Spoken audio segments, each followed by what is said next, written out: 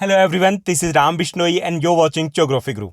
Today we are going to discuss class 8 SST Social Science worksheet number 7. ये आपकी 11th of August 2021 की worksheet रहेगी और आज की वर्कशीट भी काफ़ी इजी इंटरेस्टिंग रहने वाली है, जिसमें हम हिस्ट्री का second chapter from trade to territories इसको कंटिन्यू रखेंगे। इस चैप्टर में हम पढ़ रहे हैं कि कैसे अंग्रेज हमारे यहाँ पर जो ब्रिटिशर्स थे वो हमारे यहाँ पे मर्चेंट बन के आए थे, व्यापारी बन के आए थे, बाद में यहीं के मालिक बन जाते हैं। ऐसा क्या कुछ हुआ था, कैसे उन्होंने किया, वो सब कुछ हम इस चैप्टर में समझ रहे हैं।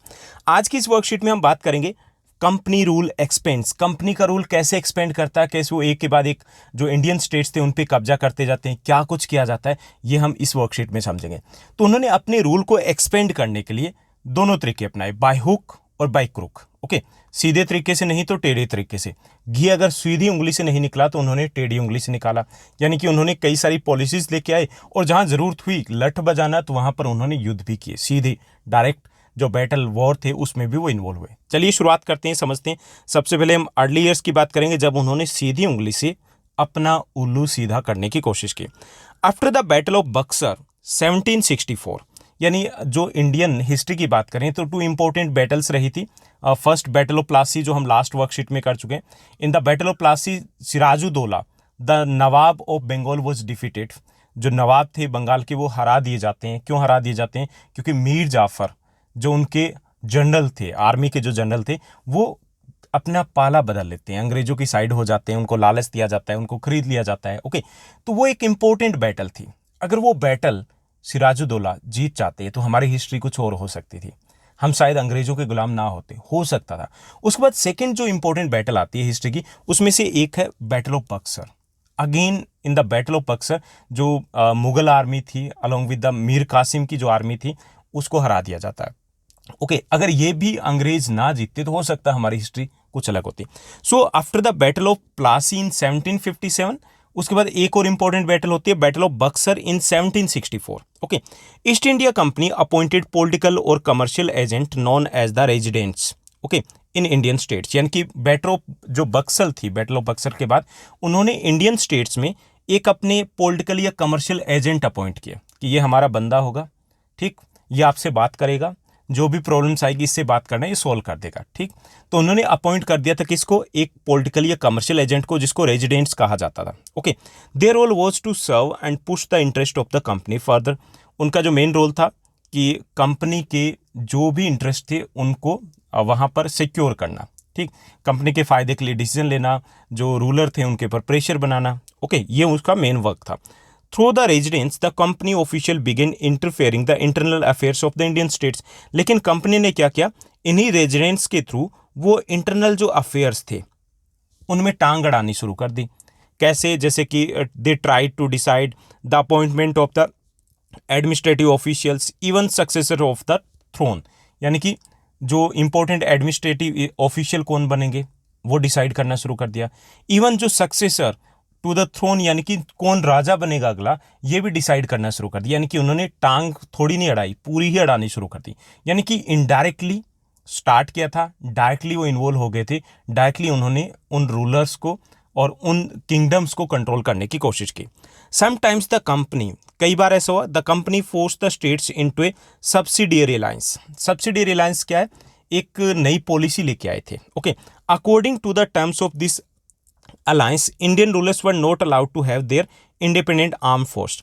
ये सब्सिडियरी अलायंस क्या थी कि उन्होंने कुछ स्टेट्स को फोर्स किया कि चलिए आप सब्सिडियरी अलायंस कर लीजिए हमारे साथ, ठीक है, समझौता कर लीजिए, टाई अप कर लीजिए। अब इसमें क्या था कि जो ये कह देता कि यस, ओके, जिसने यस का ओके का बटन दबा देता था जो, तो उसको क्या होता था कि according to the terms of this alliance sometimes the company force, according to the जो टर्म्स थी इस अलायंस की, Indian rulers were not allowed to have their own independent armed forces. यानी कि जिसने ओके कर दिया, जिसने कह दिया ठीक है सब्सिडियरी अलायंस है, हम कर लेते हैं, टाई अप कर लेते हैं, तो उसके बाद इंडियन जो रूलर्स थे they were not allowed to have their own independent forces, कि वो फिर अपनी सेना नहीं रखेंगे। ओके, यानी कि ये कंडीशन थी कि आपकी फिर आर्मी खुद की नहीं होगी। तो फिर आर्मी कहाँ से आएगी? They were to be protected by the company, यानी कि उनको प्रोटेक्ट कौन करेगा? कंपनी प्रोटेक्ट करेगी, कंपनी की खुद की आर्मी होगी। But for that rulers had to pay the subsidiary forces, for that the rulers had to pay for the subsidiary forces to the company. लेकिन उसके लिए क्या होता था, यानी कि एक चीज़, पहली चीज़ समझ में आ गई होगी कि rulers were not allowed to have their own independent armed forces, यानी कि वो खुद की फोर्सेस नहीं रख सकते थे।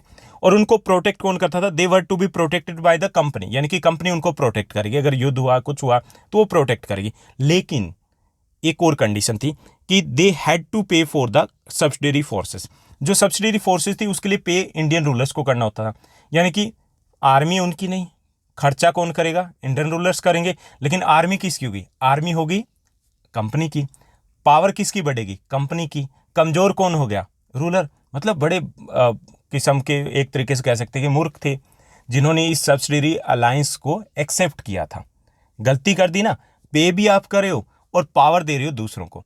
तो यहां पर ये एक तरीका था जो शुरुआत में लगा होगा कि चलो ठीक है, झंझट मिटा, चलो ठीक है, कोई भी अटैक करेगा तो हमारे पास आर्मी खुद की होगी और बड़ी आर्मी होगी, उससे हम हेल्प ले लेंगे। लेकिन पे तो वही कर रहे थे ना, अगर पे ही कर रहे थे तो खुद की ही आर्मी को ही वो स्ट्रॉन्ग करना था उनको। If the Indian rulers fail to make the payment then the part of their territory was taken away as a penalty.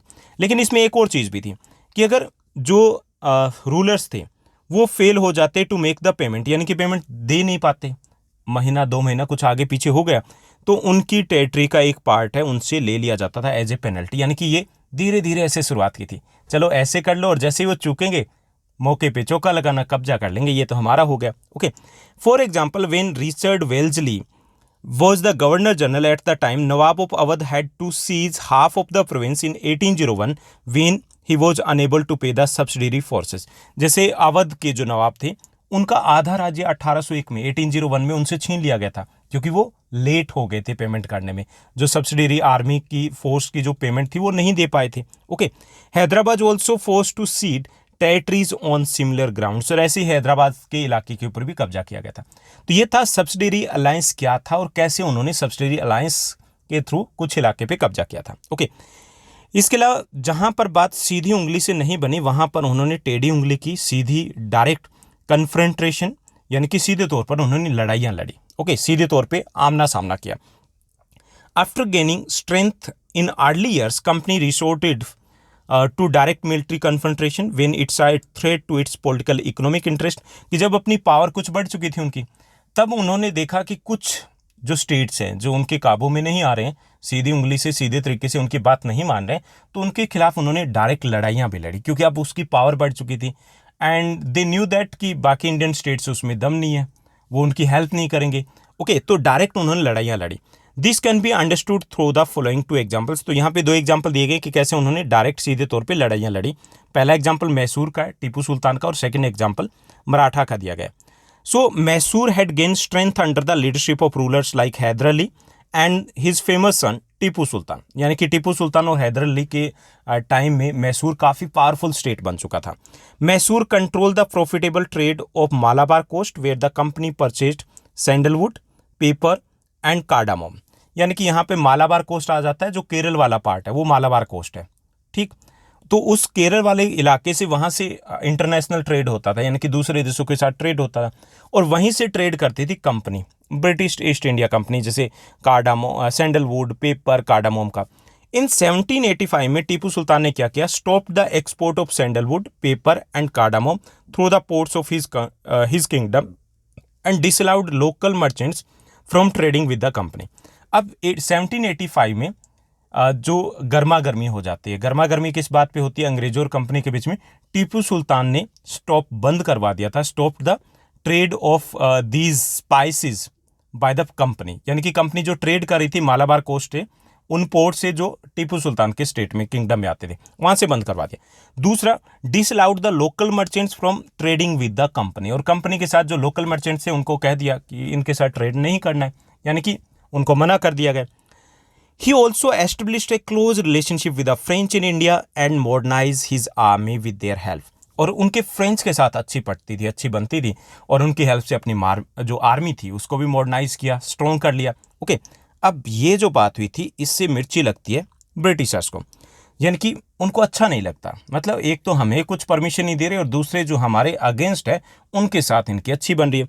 So the Britishers were furious, आग बबूला हो जाते हैं, गर्म हो जाते हैं, एंड फोर्ट 4 वॉर्स जो 4 युद्ध होते हैं इनके बीच में, 4 लड़ाइयाँ होती है कब, 1767 to 1769 first war of battle, first जो हमारा जो मैसूर का वॉर होता है।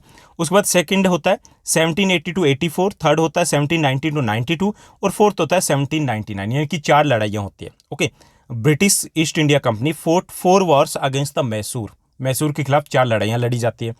Finally in the battle of Srirangapatnam in 1799 में जो फोर्थ वॉर होता है, कौन सा, जो श्रृंगापट्टनम की बैटल होती है, टीपू सुल्तान वॉज किल्ड, टीपू सुल्तान मारे जाते हैं। And Mysore was placed under the former ruling dynasty of that is the Wadiyars, जो वडियार्स थे उन्हीं को दोबारा से राजा बना दिया जाता है।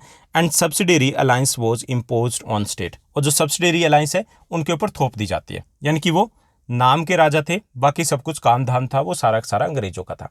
तो ऐसे करके जो हमने देखा कि मैसूर के साथ कैसे उन्होंने सीधी लड़ाइयाँ लड़ी। अब ऐसा ही कुछ उन्होंने किया मराठा के साथ, war with the Marathas. Okay, from the late 18th century की बात करें, the company also sought to curb the Marathas and eventually destroy the Maratha power, यानी कि लेट 18th सेंचुरी के बाद उनकी जो सीधा निशाना था वो मराठा के ऊपर था, और धीरे धीरे करके उनको भी अपने कब्जे में ले लिया।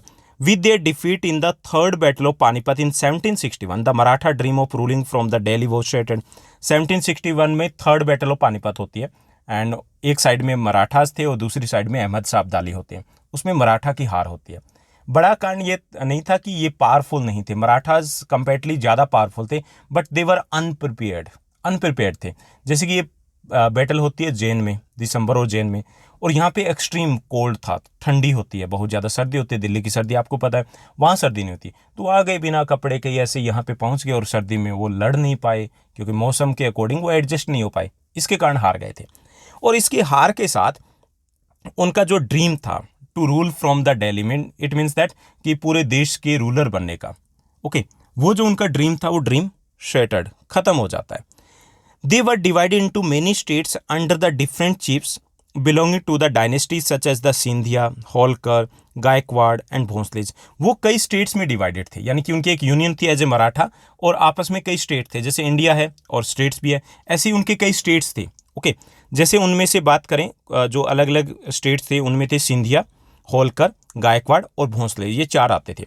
दी chiefs were held together in a confederacy, जो कॉन्फेडरेसी मतलब एक यूनियन थी जिसमें एक पेशवा होते थे जो प्राइम मिनिस्टर या प्रिंसिपल मिनिस्टर होते थे। ओके, उनके अंडर में वो वर्क करते थे, यानी कि पेशवा थे, he was the chief of all these dynasties, जो ये मेन डायनेस्टीज थी उनके चीफ पेशवा हुआ करते थे। ओके, और इसके अलावा अगर बात की जाए उनके मेन लीडर्स की, महादजी सिंधिया एंड नाना फडणवीस, ये उनके फेमस मराठा जो लीडर्स रहे हैं। ओके, तो ये थे मराठास। अब उनको कुचला कैसे, the Marathas were subdued in series of wars, यानी कि उनको कुचल दिया गया, उनको हरा दिया गया। ओके, अलग अलग युद्धों के द्वारा। In the first war that ended in 1782 with the treaty of Salbai, there was no clear Victor.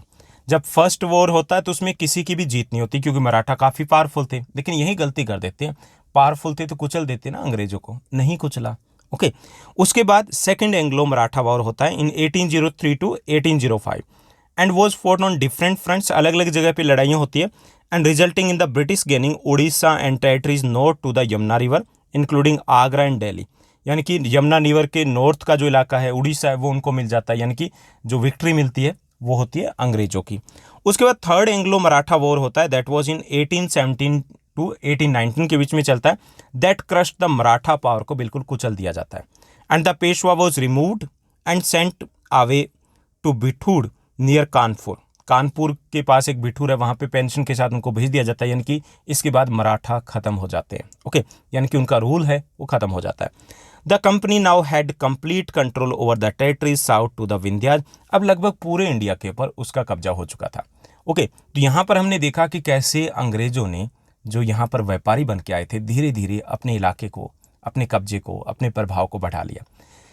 तो ये थी हमारी वर्कशीट। अब हम बात करेंगे सेकंड सेगमेंट की, और यहाँ पर डिस्कस करेंगे हम 4 इजी क्वेश्चंस जो दिए गए इस वर्कशीट में। हमारा फर्स्ट क्वेश्चन यहाँ पे दिया गया, how did the East India company, जो ईस्ट इंडिया कंपनी थी वो कैसे take control of Indian states through the subsidiary alliance, यानी कि जो सब्सिडियरी अलायंस है उसके थ्रू कैसे वो अपने कंट्रोल को बढ़ाती है, ठीक, यानी कि हमें क्या बताना है, how did the East India company control of Indian states through the subsidiary alliance से, जो सहायक संधि हिंदी में कहेंगे, उससे कैसे वो अपने प्रभाव को बढ़ाती है। ठीक, तो हमें इसके बारे में बताना है। As per the subsidiary alliance the rulers of Indian states were not permitted to maintain an independent armed forces. जो सब्सिडियरी अलायंस थी उसके अकॉर्डिंग इंडियन स्टेट्स को अलाउ नहीं था, परमिशन नहीं थी कि वो अपनी इंडिपेंडेंट आर्म फोर्सेस को रख पाए। The Indian rulers would be protected by the company using the subsidiary forces. उनको प्रोटेक्ट कौन करता था, कंपनी करती थी अपनी सब्सिडियरी फोर्सेस से। The rulers had to pay the company for maintenance of the subsidiary forces, और सब्सिडियरी फोर्सेस है उनकी मेंटेनेंस के लिए कंपनी को पे कौन करते थे, Indian rulers. However failed to pay the amount for the maintenance of the state army was taken over by the state company। और जो भी फेल हो जाता, पे नहीं कर पाता, उसके इलाके पे कब्जा कर लेती थी कंपनी। तो इस तरीके से उन्होंने अपने एरिया को एक्सपेंड किया, कंट्रोल को एक्सपेंड किया था through the subsidiary alliance. Clear, ये हमारा फर्स्ट क्वेश्चन रहेगा, थोड़ा सा आपका लेंथी रहेगा। उसके बाद सेकंड क्वेश्चन है, why were the Britishers angry with Tipu Sultan. Okay, Britishers थे वो टीपू सुल्तान के साथ एंग्री क्यों थे, and what was the result of the confrontation. जो ये जो तनातनी हुई थी, आमना सामना हुआ था, तो इसके रिजल्ट क्या निकले। ठीक, तो 3 कारण थे उनके नाराज होने के, आग बबूला होने के। Tipu Sultan stop the British to trade through the ports of his kingdom. Tipu Sultan ने ब्रिटिशर्स को रोक दिया था कि मेरे किंगडम में जितनी पोर्ट्स है वहां से आप ट्रेड नहीं करोगे। Second, Tipu Sultan disallowed the local merchants from doing business with the company. Tipu Sultan ने लोकल मर्चेंट्स को मना कर दिया था कि आप कंपनी के साथ बिजनेस नहीं करोगे। Third, Tipu Sultan established close relations with the French merchants. जो फ्रेंच मर्चेंट्स थे उनके साथ भी उन्होंने क्लोज रिलेशन बना लिए थे, जो कि किसके एनिमीज थे, ब्रिटिश ईस्ट इंडिया कंपनी के थे। तो इन सब बातों से the British East India company become furious, नाराज हो जाती है, आग बबूला हो जाती है। ओके, अब इसके रिजल्ट क्या निकले, as a result of this confrontation 4 wars were fought between Mysore and British. जो ब्रिटिश थे और मैसूर के बीच में 4 लड़ाइयाँ होती है। ठीक, तो इतना ही हमें बताना है, बाकी डिटेल में नहीं जाना है। अब हम बात करेंगे थर्ड क्वेश्चन की। थर्ड जो हमारा क्वेश्चन है that is quite easy one, which were the major dynasties of Maratha power. Maratha power की मेजर डायनेस्टीज कौन सी थी, and how was the confederacy ruled. और ये जो इनका संघ था, कन्फेडरेसी थी, वो कैसे काम करती थी। So the major dynasties of the Maratha confederacy were the Scindia, Holkar, Gaekwad and Bhonsle. ये मेजर डायनेस्टीज थी जो मराठास की थी। एंड ऑल दीज डायनेस्टीज जो थी, all these dynasties were member of a royal confederacy under a Peshwa. Peshwa के अंडर में एक यूनियन बनी हुई थी, उसमें ये जो चारों डायनेस्टीज थी वो इंक्लूड थी। ओके, तो इस तरीके से इनकी एक यूनियन थी। क्लियर, उसके बाद बात की जाए यूनियन मतलब संघ। उसके बाद फोर्थ क्वेश्चन के बारे में हम डिस्कस करेंगे। फोर्थ हमारा क्वेश्चन है, how were Maratha subdued by the East India company. Maratha थे, उनको कैसे ईस्ट इंडिया कंपनी ने कुचल दिया था। ओके, उनको कैसे हराने में कामयाब हुए थे। The Marathas were subdued in series of war, यानी कि एक के बाद कुछ लड़ाइयाँ होती है, एक के बाद एक लड़ाइयाँ होती है और उनमें उनको हराया जाता है। In the third Anglo Maratha war of 1817 to 1819 के बीच में चलता third Anglo Maratha war. The power of the Marathas was completely crushed, पूरी तरीके से उनकी पावर को कुचल दिया गया था। And after this the post of Peshwa was abolished, Peshwa की पोस्ट को ही खत्म कर दिया, यानी कि पेशवा ही नहीं रहेगा, उसके बाद मराठा भी नहीं रहे। ओके, तो ये थी हमारी आज की वर्कशीट जो काफ़ी इजी थी, इंटरेस्टिंग थी, इंपॉर्टेंट थी, बहुत कुछ हमने समझा। आई होप ये वर्कशीट आपको अच्छी लगी होगी। अगर ये वर्कशीट अच्छी लगी तो इस वीडियो को लाइक और शेयर जरूर कीजिएगा। आज के लिए बस इतना ही। Thank you, bye bye, have a nice day. मिलते हैं नेक्स्ट वीडियो में।